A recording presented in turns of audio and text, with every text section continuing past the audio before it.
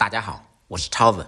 辣椒您别再炒着吃了。今天给大家分享我家用了几十年的腌辣椒做法配方，脆爽开胃，现做现吃，拌饭、拌面、夹馍，那真的是嗷嗷香。话不多说，接下来开始操作。首先准备辣椒700克，线椒、尖椒、杭椒、螺丝椒都可以。把辣椒放入盆中，加入清水，稍微清洗一下。清洗辣椒的时候，先不要把把去掉，这样不容易灌进生水。洗净以后放入盆中备用，把水分彻底控干。利用这个时间准备小料和料汁，少许洋葱用刀切成细丝，一小块生姜切成薄片，再来少许大葱斜刀切成马蹄段，全部切好以后放入盆中。再来2片香叶，2个八角，10粒花椒。起锅，锅烧热，放少许油，先用油热面锅的全身。油热以后，放入准备好的小料，开中火，在锅中炸出香味。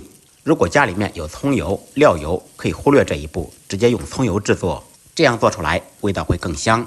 开中火炸至小料切黑麻糊就可以了，然后用米漏打掉残渣。这个时候改开最小火。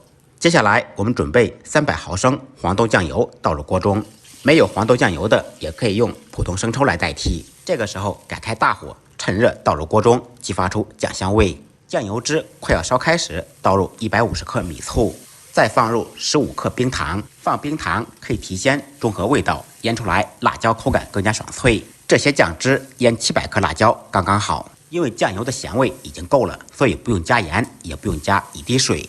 开大火把酱汁烧开，开锅以后关火晾凉备用。熬好的酱汁不要在铁锅中久放，否则会腐蚀铁锅。可以把酱汁倒到不锈钢盆中晾凉。再准备一小块生姜，少许大蒜。注意这2种食材都不要沾生水，有生水的话不宜保存，腌的时候容易变质。把生姜和大蒜都切成薄薄的薄片，切好以后放入碗中备用。控干水分的辣椒，去掉辣椒把，再斜刀切成马蹄段。切辣椒时案板上、刀上同样不要沾水。全部切好以后放到一个干净的盆中。再放上切好的蒜片、姜片，倒入彻底晾凉的酱汁。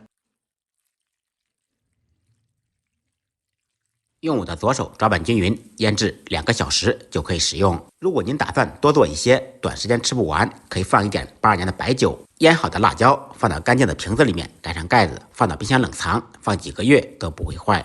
而且这个料汁可以重复使用，越腌越入味，越腌越好吃。前提条件是千万不要进生水。这样做的腌辣椒脆爽开胃又下饭，拯救各种没食欲。现在正是辣椒大量上市的季节，大家可以动起手来试着做一下。不好吃您提着米饭来找我，再忙再累记得按时吃饭。下期视频见，拜拜。